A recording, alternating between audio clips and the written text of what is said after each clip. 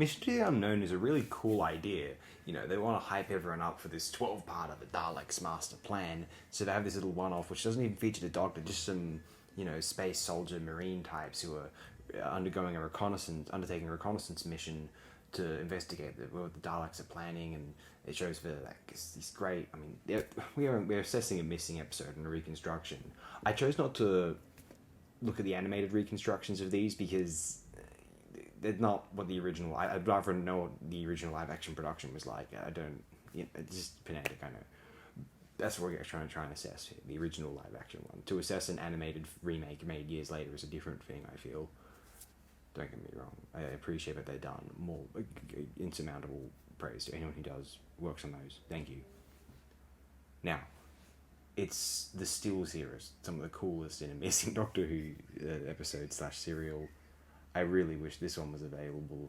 I think it demonstrates the kind of more galactic and interstellar ambitions which the series is going for at this point. I think they wanted to potentially move on from the historicals and go for more space opera sort of material, which, I guess they were hoping the ratings would increase, so therefore they could increase the budgets of the programs, but I don't know how successful this would be. I think in the Troughton years they focused more on monsters and effects and makeup and things like that, so perhaps the ratings are increasing at that time. I guess the more we find out about the behind the scenes stories, I guess there'll be some clarification on this.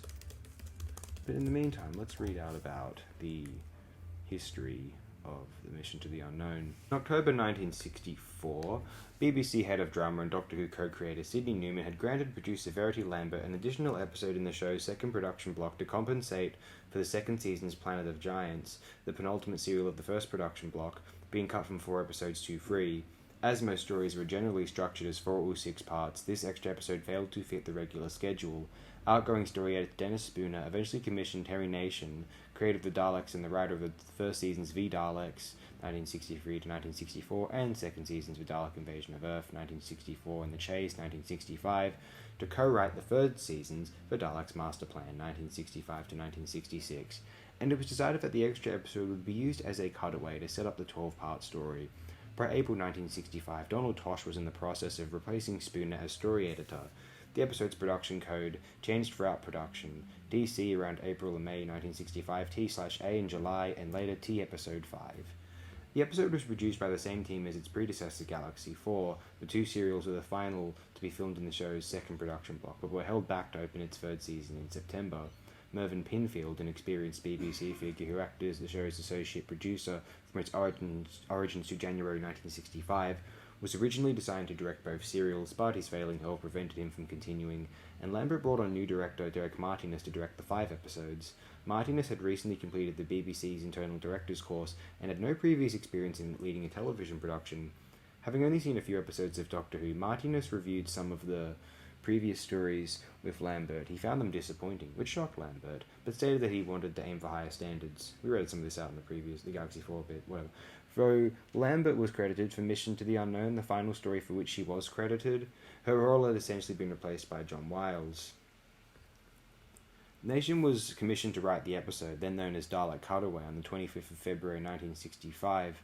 He delivered the script by its due date on the 14th of May, having also been writing for The Saint at the time. He approached the episode as a technical problem, requiring a small cast and self-contained narrative. The success of the Daleks at this time, particularly due to their imminent American debut in the film Doctor Who and the Daleks, 1965, led Nation to consider the viability of a Dalek-focused spin-off. In writing Mission to the Unknown, he realized that such a story would need a hero. Inspired by the recent release of the film Goldfinger, 1964, he wrote Mark Corey as a space-age Bond. The episode was originally set on the planet Varga, the home of the Varga plants, but this was renamed to Kemble, later respelled as Kemble, during script revisions for the Daleks' master plan. The episode's draft script was titled Dalek Cutaway, while the rehearsal script received the name Mission to the Unknown. The names are alternated and combined in different internal documentation, and the final title has been the subject of much debate. I'd like to read out about the critical response. This isn't very long here. It's not. Bill Edmond of Television Today described the episode as an exciting start to the Daleks' master plan. Several viewers were confused by the lack of Daleks in the following serial, and some thought that they'd become less frightening. Conversely, some thought that the episode's other monsters were too scary. In A Voyage Through 25 Years of Doctor Who, 1988, Ian Levine praised the array of creatures, particularly the design of Malfa. In the Discontinuity Guide 1995, Paul Cornell, Martin Day and Keith Topping described the episode as Macho with a sinister atmosphere. In the Television Companion 1998, David J. Howe and Stephen James Walker wrote that the presence of the lead actors was hardly missed due to Nation's script and Martinus's direction, praising the tense atmosphere and set designs. There we go. Mission to the Unknown is a fine entry in the classic Doctor Who run, I think. It's interesting to have a unique little oddity here. Decent episode all in all, I'll state that.